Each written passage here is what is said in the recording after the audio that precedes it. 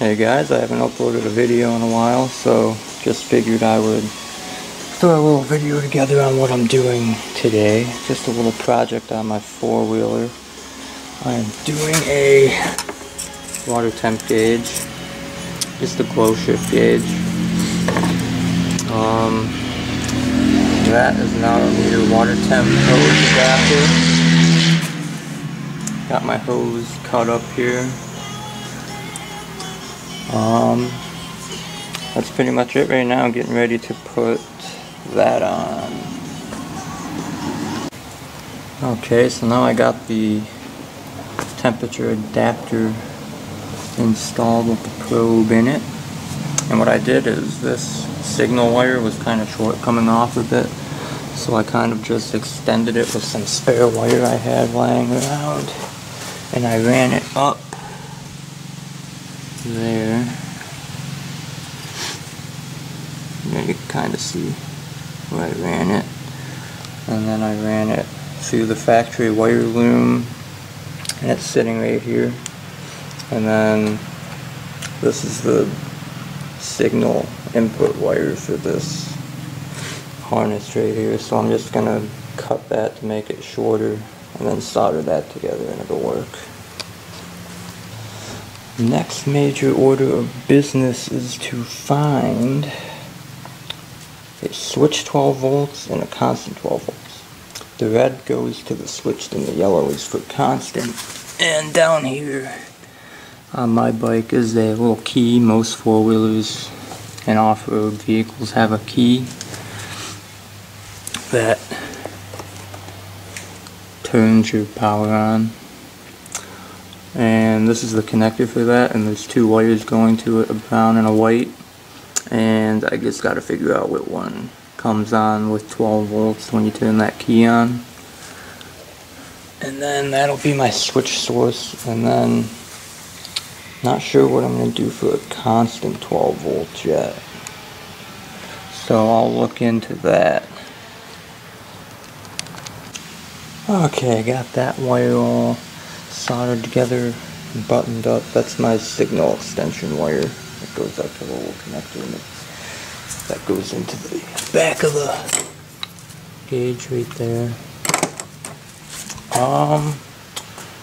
Unfortunately for today, I believe that's all I'm going to be able to get done because I still don't know. I have to research what wire is which on that. But I got something done today. I'm going to try this engine ice out. That's still the stock OEM coolant that they put in it from a factory. It's been in there since, when was this manufactured? I think this is manufactured. Date down here. Well, it's an 08 model year, so I'm assuming it was manufactured sometime in 2008. So I will keep you guys updated on this project. Okay guys, so I have been working on my water temp gauge for a few more hours now, and I got this all spliced in. I didn't really like the way I had to do it, but it works, so we'll hope it holds up. Let's see up here, I got the yellow wire coming in for the constant, and on these GlowShift gauges, that's so that the gauge remembers what color it is. And then we've got the switched red wire coming in to the brown. This is a KFX450, so if anybody wants to put a electric accessory on it and you need a constant 12 and a switch 12 volts, this white wire right here is constant 12 volts, and this brown wire right here is switched. I'm almost positive, but let me just double check that so I don't give out false information. I have it noted down here. Okay, so the switch 12 volts is the brown wire and the constant 12 volts is the white wire on the switch right here. And if you mess it up, you can get a new switch assembly for like I've seen them for like $7 to $10 on eBay. So yeah. Switched power is the brown one, and then this white wire comes in from the battery and is your constant 12 volts. I just got this all kind of mocked up so we can see that the gauge works. Turn the switch on. Gauge powers up.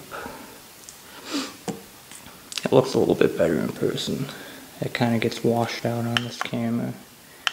We can go through the colors. And then we'll hit there's a color strobe effect. That one. And then this is the color strobe, which is kind of cool. I'm just going to leave it on that one because I've got some blue accessories on my quad that'll accent that nicely. Okay, so this install is basically almost done. I'm not really happy with how that turned out. How I did this is I actually cut this off from here and stripped both ends and then just kind of spliced it in like that. The brown wire came out really crappy, so I'm actually kind of worried about that holding up, but we'll see. And this white wire turned out okay, but this oh my god, this is not how you do this, but I wish I would have remembered to put shrink tubing on that, and I got it all connected and I was like, oh crap, I didn't put shrink tubing on that, and so I had to use that liquid electrical tape that I had laying around. I like shrink tubing wires, I don't like using that stuff. I'm going to wrap electrical tape around all this because I cut back the Kawasaki's cable sleeving, so I'm going to wrap electrical tape over all of this. So that'll protect it a little bit too. But I'm just hoping that connection, because this connection wasn't the best either, so I'm hoping that holds up. But we'll see. This coming weekend, probably on Friday, I'll get my radiator all topped off and bled, and we'll see how it works. And I'll let you guys see how that goes too. Okay guys, so gauge is all mounted, it works. Only a little snag I ran into. I decided to mount it up here with just some zip ties, but it's solid. It's not going to go anywhere. I'm going to snip those little pigtails off. Only snag I ran into was I had to extend the negative again. So I just had some black wire laying around and I just extended that a little bit. If we flip on the bike power, it goes through its little entrance ceremony thing, and it is working. It's reading about, it's probably 160 maybe. Yeah, I'd say that's about 160. I'm trying out this engine ice, so normal operating temperature for this motor when it's fully warmed up, I think, if I remember correctly, is around 200, 220, something like that. So we'll see. Hopefully it gets up, because it's not too good if it runs cooler than that, because that is the operating temperature of it. But we'll see what the engine ice does. So now I gotta put all my plastics back on. I've been working on this since I got home from school, so I'm pretty tired. So I'm gonna probably wait till like Wednesday or Friday to do that. But the gauge is working. And I changed the coolant, which is something I've been meaning to do, but I've been waiting until I do this to do it because I gotta cut and drain the coolant and cut a radiator hose anyway. So that's pretty much it for this project. It was really easy to do. Give you one last little look at the gauge here. And it has a whole bunch of different colors.